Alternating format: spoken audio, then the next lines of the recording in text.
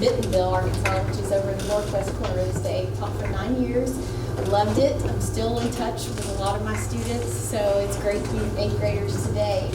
I'll just jump right in. The first thing I want you to know is Sara walked these halls. She attended this school just like you. So she was just like you. She was involved in extracurricular activities. She ran track. She was on the cheerleading squad. She studied hard. She was involved in a lot of things. And so the reason I bring all that up is because I want you to remember September 11th is not just about the numbers. It's not just about the statistics. It's about actual people, ordinary, regular people who got up that morning to go to work not knowing what was getting ready to happen.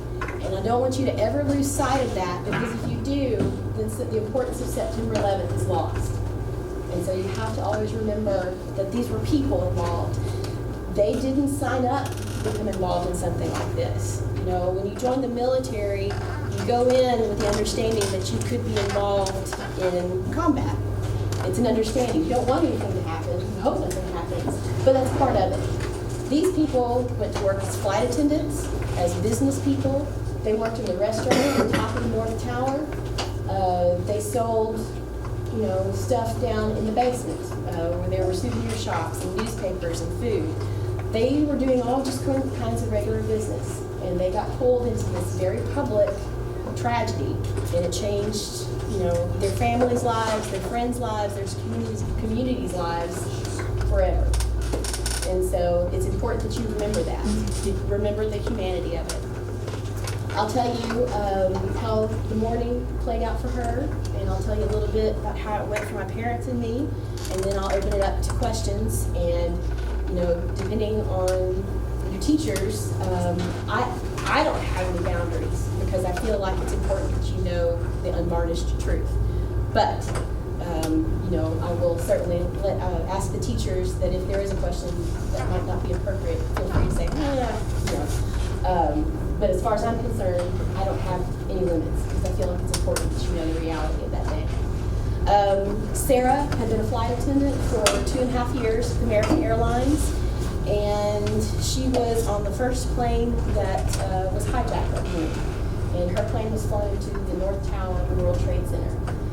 Her plane took off before 8 o'clock Eastern time, which was 7 o'clock for us.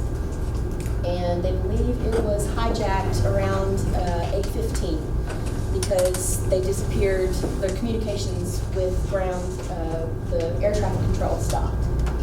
And so from about 8:15 to 8:46, whenever the plane crashed into the building, there were things happening on board the plane. It was hijacked, and because of two of Sara's co-workers, Amy Sweeney and Betty Ong, we're able to know a lot of what happened on the plane. It doesn't get talked about as much as some of the others because it happened so quickly before anybody realized what was going on that there wasn't time for people to make phone calls to their loved ones on the ground. The United 93 passengers, they were able to call their loved ones, and their loved ones were able to tell them this is what's happened with 3 other planes. And that's why they made the decision to take down 93 like they did.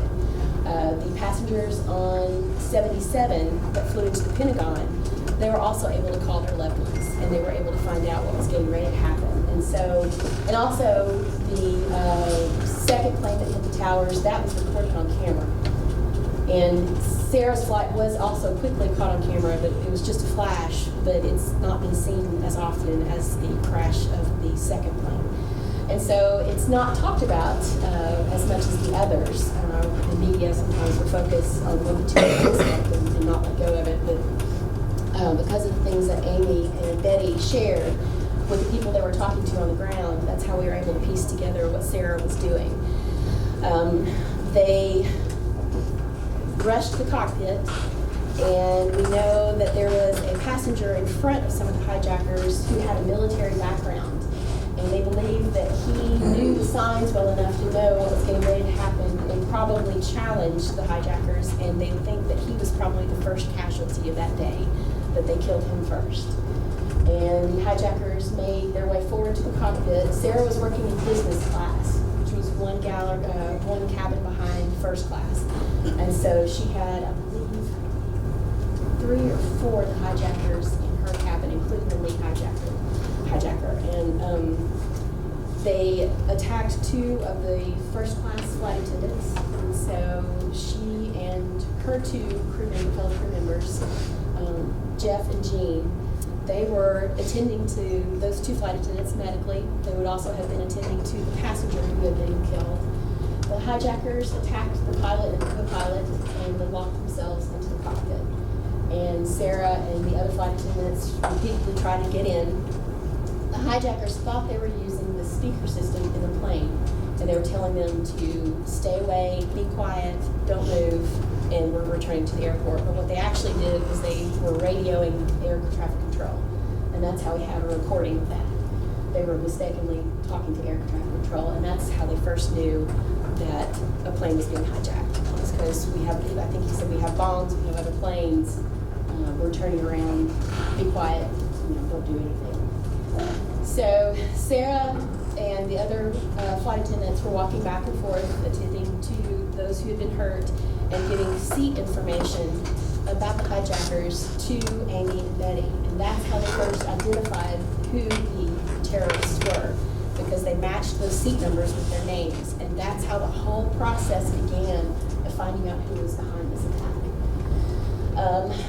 Sara, she was a very calm person. She was very collected. She just was very even and, just rolled with it. She was thinking so much about what she needed to do and what all, they needed to take care of. Amy was having trouble getting the phone to work. This is way, way before your time and maybe before some of your parents' time. But we used to have what looked like credit cards, but they were calling cards. And you could use them to call long distance, and it was charged to them. And she remembered the calling card number because Amy couldn't make that connection. But when Sara gave her that calling card number, the connection went through. And we were able to get a printout from the FBI that actually showed Mom and Dad's calling card number and the time that Amy had called using it. So it helps in a way to know that Sara was doing her job, that she was actively trying to do all that she could to take care of the situation, with her fellow flight attendants. Some of their training, they're not allowed to share. They're not allowed to tell the public what they do to prepare for situations like this. This was something that they had never encountered before. They were ready for what's called a traditional hijacking. And what had happened in the past is they would bring the plane back and land it somewhere, and they would have demands while holding the passengers hostage. And if their demands were met, then they would release the hostages. This is what they thought they were dealing with. And so they were taught to, kind of de-escalate the situation, agree to do what the hijackers told them to do, hoping to get everybody on the plane and safe. They had no idea that the plane was going to be used as a missile. And so for 30 minutes, they were giving information as best they could as to what transpired up in the front, that the captain or the pilots had been injured, that the cockpit was locked and tried to get in, couldn't get in, that there had been people who had been injured. As they approached New York, Betty and Amy both were telling the people that they were talking to the plane was starting to fly erratically. It was starting to tilt this way and that way.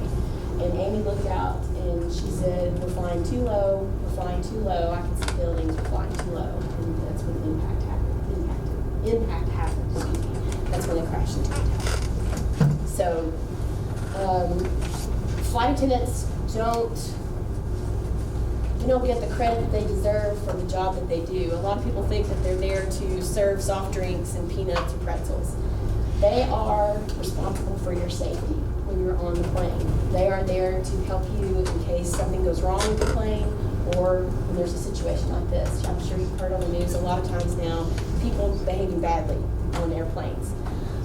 They're there to help make sure everybody else is safe and to deal with that. So they are, in a sense, first responders, like police officers and firefighters are. It's not just about the food and helping you get your suitcase or your carry-on into the overhead bin. So it's something to think about if you're ever on a plane and what it is that Betty's call was recorded, Amy's was not, but you can go on the internet, you type in Betty Ong, O-N-G, and you can listen to her talking. And it's really extraordinary because she is just as calm as she can be, and that's something else about flight attendants. They are very calm in a crisis. You have to be. You have to be. You can't panic because it's just too critical in the situation. So you can't hear anything in the background. Nobody's screaming, nobody's crying. They kept the passengers calm. And so it's really quite extraordinary how courageous the crew members were, that they were able to handle all of this, not quite knowing what they were dealing with. So on our end of things, the news started breaking that there had been a plane crash in New York. I knew that Sara was supposed to be flying that week to Los Angeles, but I didn't know which day. Mom and Dad knew she was supposed to be flying that Tuesday. And so the airlines give family members a phone number to call, an emergency phone number, so they can see if perhaps they're on the injured or deceased list, depending on what the situation is. And at first, Dad was told that Sara wasn't on the plane. They were looking at the passenger list. They weren't looking at the crew list. So for a while that morning, we were celebrating. We thought, she's okay. And they were diverting planes as soon as they realized what was happening. It wasn't just one plane, that there were others involved. The government shut the airways, or the air down. It was a full ground stop, the first one in history ever. All the planes came down. And there were 6,000 in the air, 6,000 planes. And they brought all of them down to the closest airport that they could. And so we figured that's what she was doing, that she'd been diverted to Canada or someplace like that, and that she was following all the protocols to get her passengers off the plane, talk to the authorities. Then it started getting a little bit later, and a little bit later, and we're thinking, okay, this is not good. She probably would have called us by now. And it wasn't until, I guess it was 8:30 my time, 9:30 on the East Coast. Two of my friends who are also teachers, I was in my 8th grade classroom when this happened. I was teaching at the time. And two of my friends who were also teachers that came to my door said, you know, we think you need to know about this. They talked to each other first. They said, do we need to tell her? And they said, yeah, we probably do. And so I called my parents' house, couldn't get an answer, called my dad's office, and a guy that he had worked with since before I was born said, your dad's gone home. That's how I knew that we had a problem. I always have trouble with that part. So I tried calling them again, and I finally got them, and Dad said, I can't talk. We're trying to get a hold of the airlines. We'll call you as soon as we know something. And then he called back and said, she's not on the plane. And that's when we were, we were so excited, and, I exchanged hugs and high fives with the other teachers, and so we sat and waited. And it was about 12:30 my time when my dad called and said that there was a mistake and that she was on the plane. So, a lot of people talk about the attack as though it happened to just New York, or it just happened to Washington, D.C., or it just happened in Shanksville, Pennsylvania. But the people who knew me, it affected them that day. My students heard me when I got the news. My fellow teachers cried. It was the whole country. So don't forget that. It wasn't just New York. It wasn't just Shanksville. It wasn't just D.C. It was all of us. My kids were great. I'll tell you what, I preferred being with them than adults in the weeks and the months after, because they just always seemed to know what to say. Yeah, y'all are an awesome age group. I was so glad that I was a teacher at the time, because when I came back much later, the kids were awesome. But then it kind of set off, I came home that afternoon. One of the things I'll never forget, as I left school that day, we had a Marine, an ex-Marine, who was a football coach, who was an ex-teacher. And he was so affected by it because he served in the military. He couldn't even talk. This guy was big. He was a big dude. And he was tough. And he just hugged me and didn't say anything, and walked away. So that's how it affected everybody. When we drove out of town, we needed to get some gas, and the line in the gas station was out to the highway because there was a panic that people wouldn't be able to get gasoline for their cars. And, my friend explained to one of the people in line what was happening, and they let us in, and, that was my first experience with how everybody started helping each other out and coming together and looking out for one another after that day. And it was amazing, the kindness that people showed. When the recovery workers and the first responders went to Ground Zero, they spent months there. People would bring them food, and they, donated, work boots and gloves, and just, sometimes they would just get so overwhelmed with things they couldn't even use them because there was so much that people were bringing to Ground Zero. But everybody, they needed to do something. They felt like they needed to help in some way. People stood in line for hours to give blood. They just felt so helpless. They just felt like we've got to do something, and so they gave blood. We went to Boston the next Monday, and I was just telling somebody about this a few days ago. It was something like I've never seen, and I hope I never see it again. The military, had just put their troops in airports in front of government buildings, and it looked like something you see on the news in other countries. I couldn't believe it was here. This was what we were in kind of a lockdown, not knowing if it was going to happen again. We had to go back and forth to Boston a few times for different things, and you could see military jets flying back and forth, at a distance. They were patrolling the sky. It was really a strange time. But I would encourage you to go to the internet. The museum and memorial in New York has done a wonderful job of providing resources for you to learn about the people who were involved. There were so many heroes that day, people who gave up their lives to save others. People, you might have heard of this young man. He is famous for keeping a red bandana in his pocket. Yeah. Okay, good. He's somebody you definitely need to know about. He was helping other people escape the towers, and he lost his own life because he kept staying and kept getting them out. People talked about, I saw a guy wearing a red bandana, and that's how they knew what he had been doing. That's extraordinary, and because these were strangers that he was helping, not people that he knew. They were strangers, and other people stayed with people who were in wheelchairs and couldn't get down the stairwells. They stayed with them because they didn't want anybody to be left behind alone. And so it gives you an idea of what people are capable of doing when they're called to be there for others. It's a message I'm sad to see has been somewhat lost. We're not where we were. I wish we could get there again without having another 9/11 because it really was something to see. But visit the memorial and the museum on the internet. They've got some pages that you can go to. Find out some more of the stories about the people who were involved that day. Don't just look at the numbers. How many people total? How many people were from Arkansas? There were 3. Melissa White was from Bald Knob, which is probably know where Bald Knob is, just 30 miles south of here. She had grown up just right down the road from me and Sara.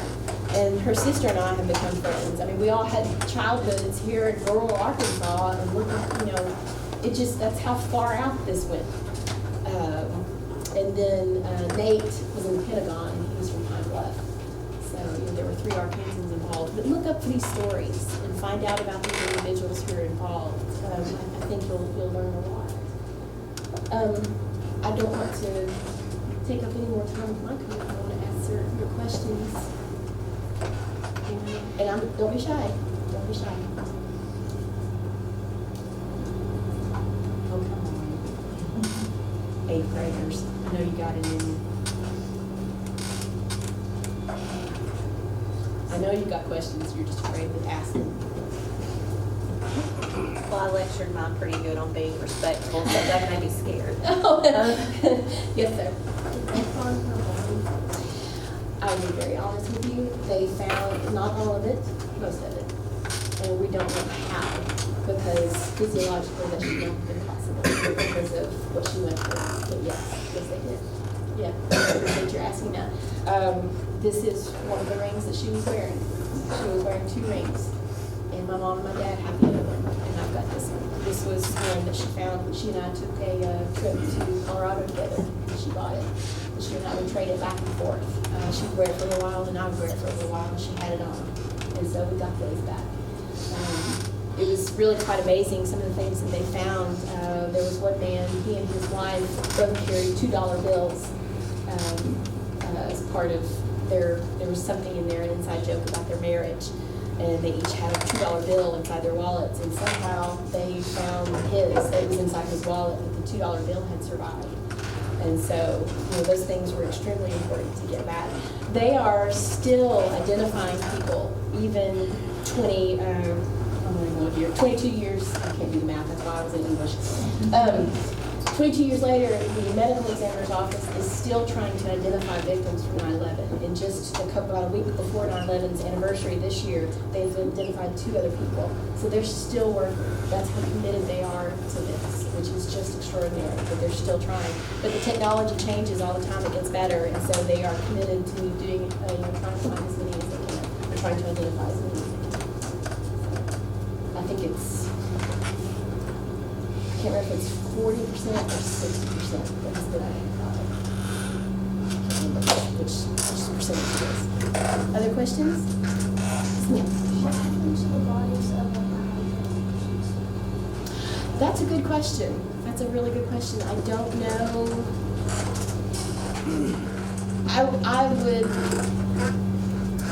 I would assume that were they to have been identified, if anything had been identified, they probably would have sent them back to their home countries, because as difficult as it is, even Osama bin Laden was treated with respect as far as an appropriate burial is concerned, because it's important. It sounds like a contradiction, but it's something that governments are supposed to do. It's a private citizen might not, but a government needs to stick to those protocols. And so chances are they probably just sent them back to the government and let them take care of it. But I don't know. It's a good question. Yes, sir.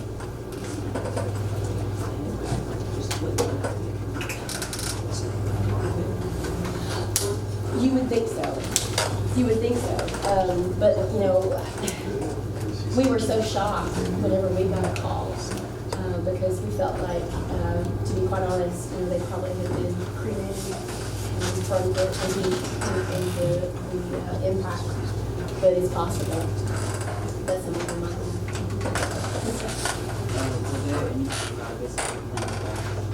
None of the 4 planes. Buildings, yes, but not the 4 planes. Yes. Yes, sir. Guys, y'all know the names of the hijackers? We do. Mm-hmm. Yeah. I can't. There's 19 of them, but you can look them up. You can look up their names. Yeah.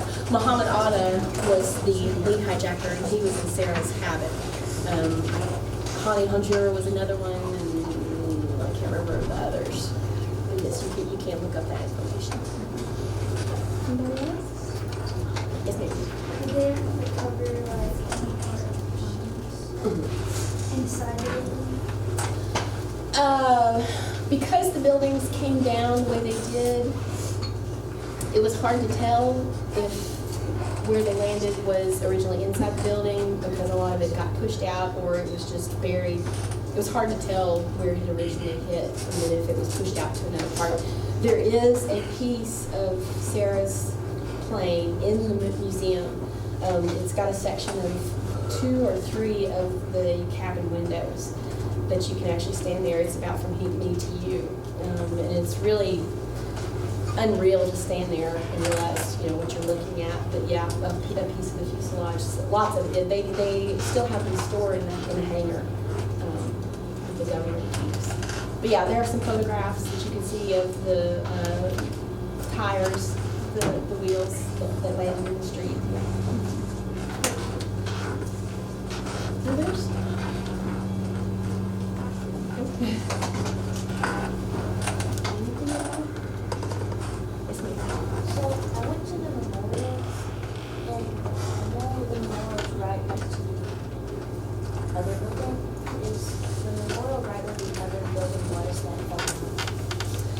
The pools mark the place of the two towers.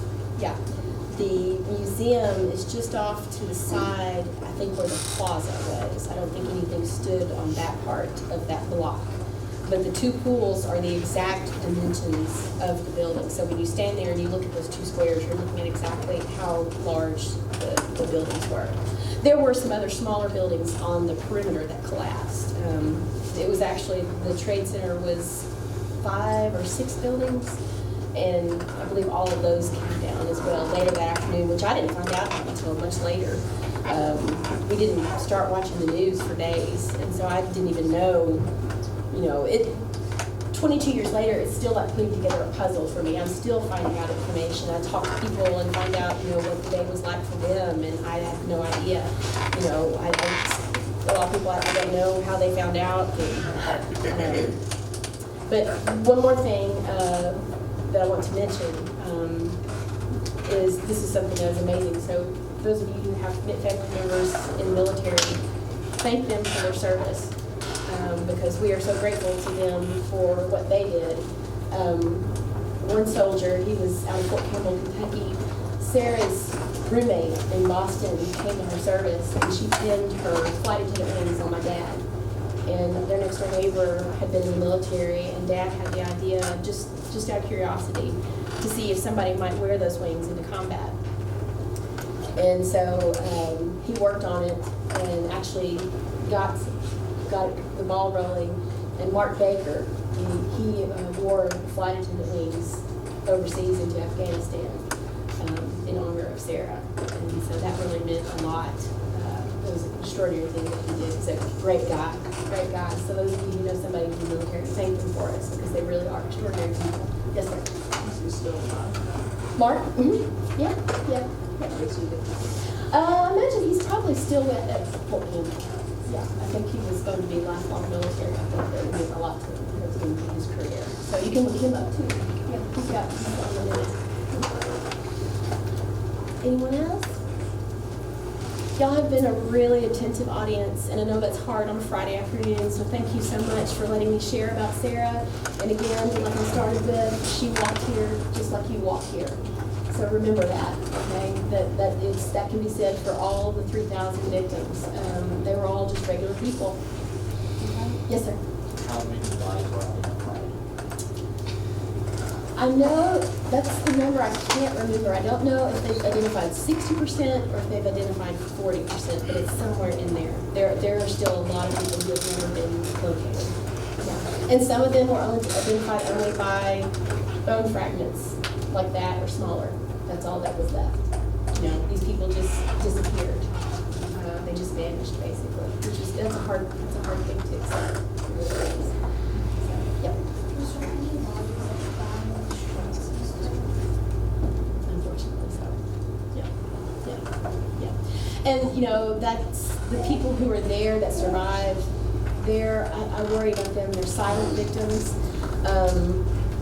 I had a college friend who came out above the street level from the subway just as it happened. He saw things that he shouldn't have had to see. Not just the impact, but people who were jumping to get away from the flames. And Kenny is just as nice a guy as you could ever meet. And it just breaks my heart to think that he saw those things. So the people who witnessed what they did, I worry that they don't get the help that they deserve to get, because they were victims too. They saw things nobody should have to see. But Kenny was there, one of Sarah's friends, Mark, was there, Zahid and his brother were there in Towers, two of our classmates. So,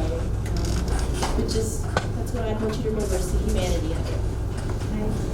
Thank you guys for your attention. Thank you. I'll say thank